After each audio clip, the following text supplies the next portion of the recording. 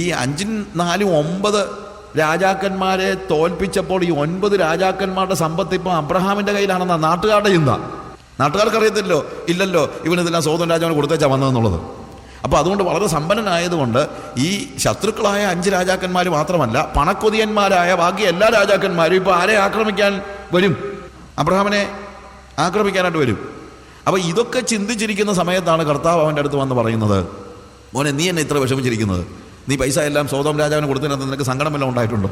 അതൊക്കെ നമുക്ക് പലപ്പോഴും ചിലപ്പോൾ നമ്മളങ്ങ് ദൈവത്തിൻ്റെ വാക്കൊക്കെ കേട്ടങ്ങ് ഉപേക്ഷിക്കും. പക്ഷേ ഉപേക്ഷിച്ച് കഴിഞ്ഞിട്ട് പിന്നെ ചിന്തിക്കിച്ചേ കൊടുക്കണമായിരുന്നോ, ഇത് വേണമായിരുന്നോ എന്നുള്ള ഒരു ചിന്ത നമ്മൾ അത്രയും അങ്ങ് ചെയ്തു കഴിഞ്ഞപ്പോൾ അതിന് ബാക്കി നമ്മളെ കാര്യങ്ങൾ നടക്കണ്ടായോ അല്ലേ? ഇങ്ങനെയൊക്കെ ചിന്തിച്ചിരിക്കുകയാണ്. പിന്നെ അത് തന്നെയല്ല, അല്പം ഒരു പേടിയുണ്ട്, ഇവന്മാരെല്ലാം കൂടെ എപ്പോഴാണ് ഇനിയും യുദ്ധത്തിന് വരുന്നതെന്ന്. അവിടെ ആശ്വാസമായിട്ട് കർത്താവ് പറയുന്നൊരു വാക്കാ എന്ത്? ഞാൻ നിന്റെ പരിചയം ഇല്ലേ അബ്രഹാമേ, ഞാൻ ഭയപ്പെടണ്ട, ഞാൻ നിന്റെ പരിചയം നിന്റെ അതിമഹത്തായ പ്രതിഫലവുമാകുന്നു. ഞാൻ നിന്റെ പരിചയമാണെന്ന് പറഞ്ഞു കഴിഞ്ഞാൽ പരിചയം എപ്പോഴും ഒരു പടയാളിയുടെ മുമ്പിൽ നിൽക്കുന്നതാണ്. പരിചയ പുറകെ വെക്കുന്നതല്ല, മുമ്പിലാണ് നിൽക്കുന്നത്. എന്തിനാണ് പരിചയ? ആര് വെട്ടാൻ വന്നാലും പരിചയക്കിട്ടേ വിട്ടുകൊള്ളത്തുള്ളൂ.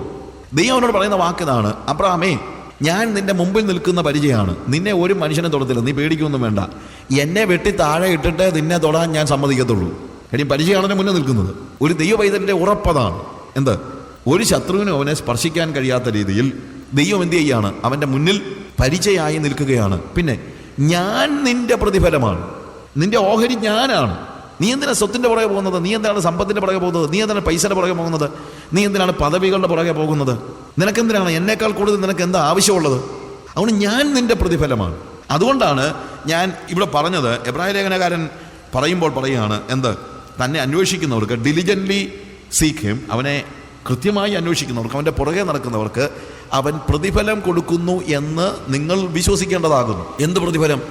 ദൈവത്തെ തന്നെയാണ് അവൻ നിങ്ങൾക്ക് തരുന്നത്, അല്ലാതെ പൈസയും സമ്പത്തും സ്വത്തും കാറും വീടും ഒന്നും അല്ല. അതൊന്നും ഒരു വിഷയമല്ല. ദൈവത്തെ കണ്ടവൻ ഇതൊന്നും വേണ്ട.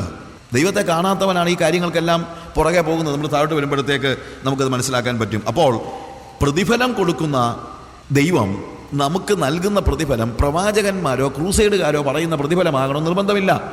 അതുകൊണ്ട് ക്രൂസൈഡുകാർ പറയുന്ന ഈ വിഡ്ഢിത്തങ്ങളിൽ, ലൗകികമായ വാക്കുകളിൽ നിങ്ങൾ ദയവായി വീണു പോകരുത്. അതല്ല ദൈവത്തിൻ്റെ പ്രോമിസ് എന്ന് പറയുന്നത്, അതല്ല ദൈവം നമുക്ക് നൽകുന്ന പ്രതിഫലം എന്ന് പറയുന്നത്.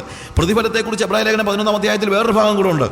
മോശയുടെ കാര്യത്തിൽ, മോശയുടെ കഥ നമുക്ക് പിന്നീട് അല്പം കൂടെ പഠിക്കാനുണ്ട്. എങ്കിലും ഈ പ്രതിഫലവുമായി ബന്ധപ്പെടുത്തി 24 മുതലുള്ള വാക്യങ്ങൾ വായിക്കുമ്പോൾ അവിടെ നമ്മളൊരു വാക്യം കാണുന്നുണ്ട്. വിശ്വാസത്താൽ മോശ താൻ വളർന്നപ്പോൾ പാപത്തിന് തൽക്കാല ഭോഗത്തെക്കാളും ദൈവജനത്തോടു കൂടെ കഷ്ടമനുഭവിക്കുന്നത് തെരഞ്ഞെടുത്തു. പ്രതിഫലം നോക്കിയതുകൊണ്ട് ഫറവോന്റെ പുത്രിയുടെ മകൻ എന്ന് വിളിക്കപ്പെടുന്നത് നിരസിക്കുകയും മിസ്രയീമിലെ നിക്ഷേപത്തെക്കാൾ ക്രിസ്തുവിന് നിന്ന വലിയ ധനമെന്ന് എണ്ണുകയും ചെയ്തു. പ്രതിഫലം നോക്കിയതുകൊണ്ട് അവൻ ഫറവോന്റെ പുത്രിയുടെ മകൻ എന്ന് വിളിക്കപ്പെടുന്നത് നിഷേധിച്ചു. നോക്ക്, അവിടെ ഉപയോഗിച്ചിരിക്കുകയാണ് പ്രതിഫലം നോക്കിയതുകൊണ്ട്. എന്താ ഇതിൻ്റെ അർത്ഥം? എന്താണ് ഇവൻ നോക്കിയ പ്രതിഫലം? ഫറവോന്റെ പുത്രിയുടെ മകനാണെങ്കിൽ കിട്ടുമായിരുന്നതിനേക്കാൾ കൂടുതൽ എന്താണ് മോശയ്ക്ക് കിട്ടിയത്? ഫറവോന്റെ പുത്രിയുടെ മകനാണെങ്കിൽ അവൻ ആരായി തീർന്നതിനെയും, ഒരുപക്ഷെ ഫറവോനായി തീർന്നതിനെയും, ഒരുപക്ഷെ നെക്സ്റ്റ് സമയത്തെ ഫറോ ആയിരിക്കും. എല്ലാവരും അസൂയയോടെ നോക്കിക്കൊണ്ടിരിക്കുന്ന ഒരു വ്യക്തിയാണ് മോസസ്. കാര്യം എബ്രായനായ മോശ ഇപ്പോൾ ആരാകാൻ പോകുകയാണ്? ഈജിപ്തിൻ്റെ ഭരണാധികാരിയാകാൻ പോകുകയാണ്. ഒരു യുവരാജാവ് എന്ന നിലയിലായിരിക്കും. ഒരു കാര്യം, അന്നത്തെ ഏറ്റവും പ്രശസ്തമായ ലോക ജേതാക്കളാണെന്ന് ഈജിപ്റ്റ്. മിസ്രയീം എല്ലാ രാജ്യങ്ങളെയും കീഴടക്കി അടക്കി വാഴുന്ന സമയമാണ് ഈജിപ്റ്റ്. ആ ഈജിപ്തിൻ്റെ ഭരണാധികാരിയായി ഒരു ഫറവോനാകുവാനുള്ള അവൻ്റെ പോസിബിലിറ്റിയെ അവൻ ഉപേക്ഷിക്കണമെങ്കിൽ അതിനേക്കാൾ മെച്ചമായത് എന്തെങ്കിലും കണ്ടിട്ട് വേണം ഉപേക്ഷിക്കാൻ. അല്ലാതെ അതാണല്ലോ പ്രതിഫലം നോക്കിയത് കൊണ്ടെന്ന് നമ്മളിത് പറയുമല്ലോ. നമ്മളിപ്പോൾ പിള്ളേരൊക്കെ പണ്ടൊക്കെ എന്ന് പറഞ്ഞു കഴിഞ്ഞാൽ നമുക്കൊരു സങ്കല്പമുണ്ട്, ഏതെങ്കിലും ഒരു കമ്പനി ജോലിക്ക് കയറിയാൽ ചാകുന്നത് വരെ അവിടെ വർക്ക് ചെയ്യാമെന്ന്. പക്ഷേ ഇപ്പോഴത്തെ പിള്ളേരുടെ പരിപാടി അതൊന്നുമല്ല. പിള്ളേർ ഒരു ഒറ്റ കമ്പനിയിലും 4 കൊല്ലം 2 കൊല്ലം ഉറച്ചു നിൽക്കത്തില്ല. ഒരു MNCയിൽ എവിടെയെങ്കിലും ഒന്ന് കയറി കഴിഞ്ഞാൽ അവൻ അടുത്ത ഓപ്പർച്യൂണിറ്റി നോക്കിക്കൊണ്ടിരിക്കുകയാണ്. പ്രതിഫലം നോക്കി പോവുകയാണ്. എക്സ്ട്രാ കൂടുതൽ പൈസ എവിടെ കിട്ടുന്നത്, കൂടുതൽ പൈസ എവിടെ കിട്ടുന്നത്, കൂടുതൽ പൈസ എവിടെയാണ് കിട്ടുന്നത്. അപ്പോൾ കൂടുതൽ പൈസ കിട്ടുന്ന പ്രതിഫലം നോക്കി അവൻ എന്ത് ചെയ്യുന്നു? അവൻ പ്രവർത്തിച്ചുകൊണ്ടിരിക്കുന്ന കമ്പനി അവൻ ഉപേക്ഷിക്കുന്നു. അതുകൊണ്ട് ഒരാൾക്കും ഒരു കമ്പനിയോടും ഇന്ന് എന്തില്ല? ആത്മാർത്ഥതയില്ല. പിന്നെ കമ്പനിക്ക് ഇവരോടും ആത്മാർത്ഥതയില്ല, രണ്ടുമില്ല. ഓക്കെ, പൊക്കോട്ടെ. ഇവിടെ പ്രതിഫലം നോക്കിയെന്ന് പറയുമ്പോൾ ബെറ്ററായിട്ട് എന്തെങ്കിലും കിട്ടുന്നതാണല്ലോ പ്രതിഫലം. അപ്പം ഞാൻ പലപ്പോഴും ആലോചിച്ചിട്ടുണ്ട്, എന്താണ് മോസസിന് ഫറവോനാകുന്നതിനേക്കാൾ ബെറ്ററായിട്ട് അവൻ എന്ത് കണ്ടോണ്ടാണ് ഫറവോന്റെ പുത്രിയുടെ മകൻ എന്ന് വിളിക്കപ്പെടുന്നത് നിരസിച്ചത്? ആളുകൾ അവനെ വിളിക്കാൻ തുടങ്ങി ഫാരോ, ദ ഫ്യൂച്ചർ ഫാരോ. അവർക്കറിയാം he is going to become the Pharaoh. അവൻ എല്ലാവരെയും പറഞ്ഞു, മിണ്ടിപ്പോയേക്കരുത്, ഞാൻ ഫറവോന്റെ പുത്രിയുടെ മകനല്ല, ഐ എം എ ഹീബ്രു, ഞാൻ എബ്രായനാണ്, എന്നെ ഇനി മേലാൽ ഫറവോന്റെ പുത്രിയുടെ മകൻ എന്ന് വിളിക്കരുത്. ഫറവോന്റെ പുത്രിയുടെ മകൻ എന്ന് വിളിക്കുന്നത് ഏതാണ്ട് വാട്ട് യു സേ ഇരട്ടപ്പേര് വിളിക്കുന്നത് പോലെയാണ് അവൻ കണക്കാക്കിയത്. നമ്മൾ പിള്ളേരൊക്കെ എന്നെ ഇനി മേലെ അങ്ങനെ വിളിച്ചു പോയേക്കരുത്, ഇരട്ടപ്പേര് വിളിക്കുമല്ലോ, ഇരട്ടപ്പേരെന്ന് പറയുമല്ലോ അല്ലേ, നോർമലി പറയാറുണ്ട്. ശിവൻ പറയാണ്, എനിക്ക് ആ പേര് കേൾക്കണ്ട, ഐ എം എ ഹീബ്രു, ഞാനൊരു എബ്രായനാണ്. എന്തുകൊണ്ട് അവൻ എബ്രായനാണെന്ന് വിളിക്കപ്പെടുവാൻ ഇഷ്ടപ്പെട്ടു? എന്തുകൊണ്ട് ഫറവോന്റെ പുത്രിയുടെ മകൻ എന്ന് വിളിക്കപ്പെടുന്നത് നിഷേധിച്ചു? എന്താണ് ഫ്യൂച്ചർ ഫാരോ ആകുന്നതിനേക്കാൾ ബെറ്ററായിട്ട് അവൻ കണ്ടത്?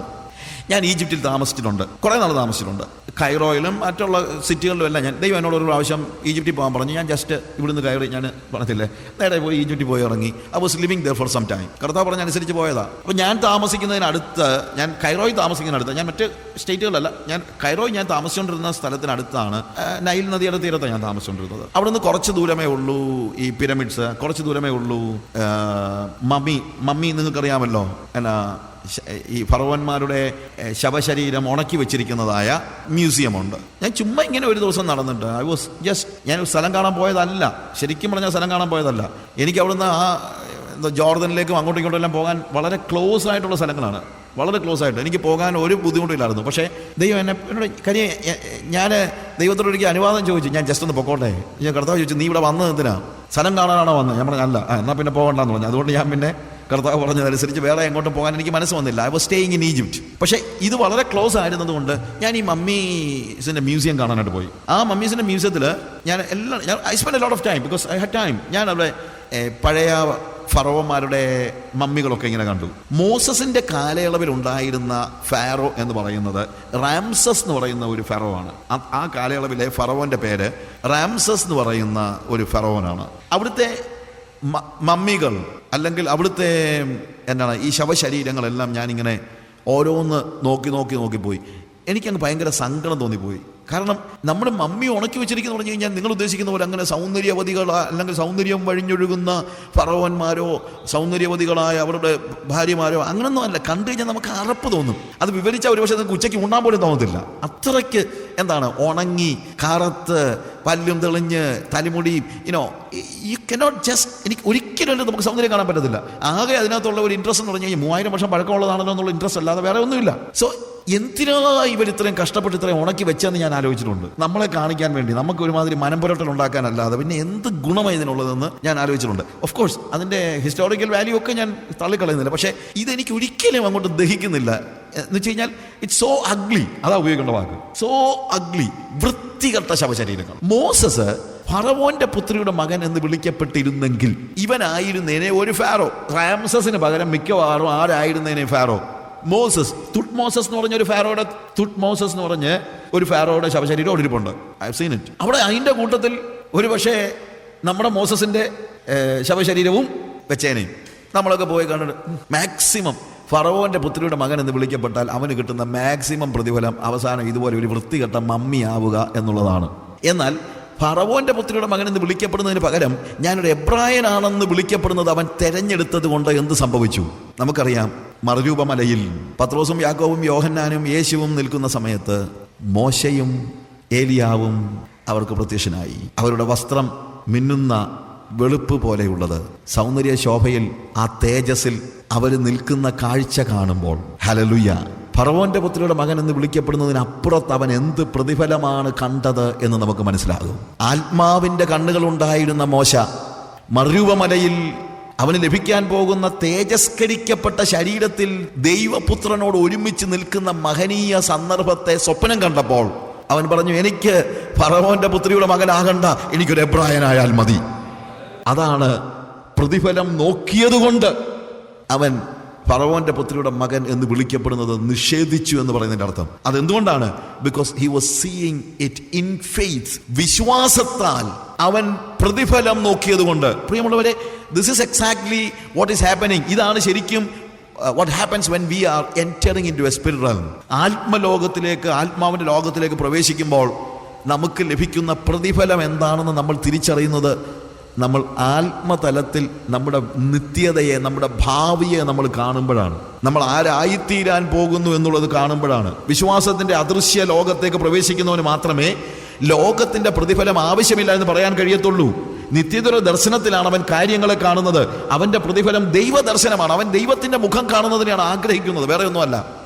ഫാനി ക്രോസ്ബേ എന്ന് പറയുന്ന പ്രശസ്തയായ ഗായികയെക്കുറിച്ച് നിങ്ങൾ ഒരു പക്ഷേ കേട്ടണം. 7000-ലധികം ഗാനങ്ങൾ അവർ എഴുതിയിട്ടുണ്ട്. നമ്മൾ പാടുന്ന പല പാട്ടുകൾ അവരെഴുതിയ പാട്ടുകളുടെ മലയാളം തർജ്ജമയാണ്. പോകല്ലേ കടന്നെന്നെ നീ, എൻ പ്രിയ യേശുവേ തൊട്ടുള്ള 7000 ഗാനങ്ങൾ എഴുതിയ സ്ത്രീയാണ് ഫാനി ക്രോസ്ബി.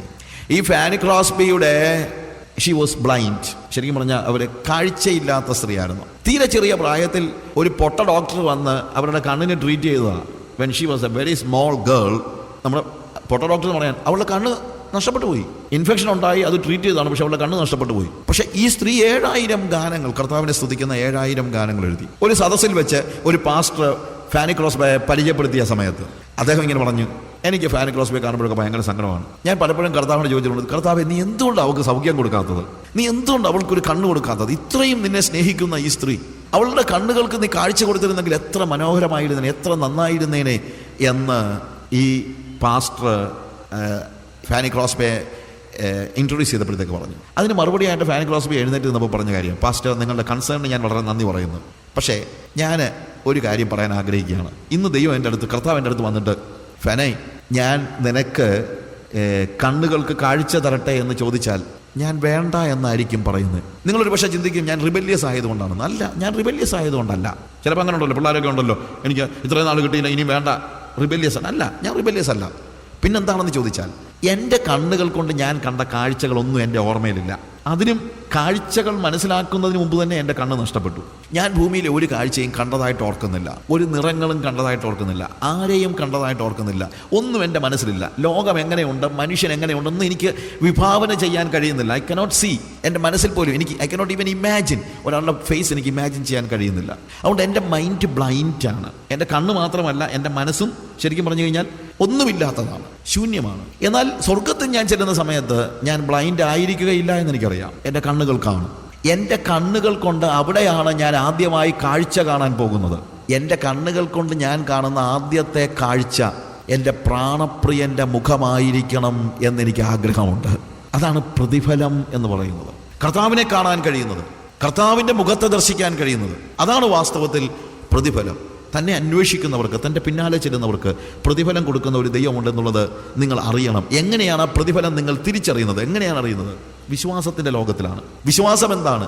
കാണാൻ കഴിയാത്ത കാര്യങ്ങളുടെ ഉറപ്പാണ്, കാണാൻ കഴിയുന്ന കാര്യങ്ങളല്ല. നിങ്ങൾ കാറ് കണ്ടിട്ടുണ്ട്, വീട് കണ്ടിട്ടുണ്ട്, ഈ പ്രവാചകന്മാർ പറയുന്ന സകല സാധനങ്ങൾ നിങ്ങൾ കണ്ടിട്ടുണ്ട്. കണ്ടത് സ്വപ്നം കാണാനല്ലേ പറയുന്നത്, പക്ഷേ കണ്ടതല്ല കാണാത്തത്.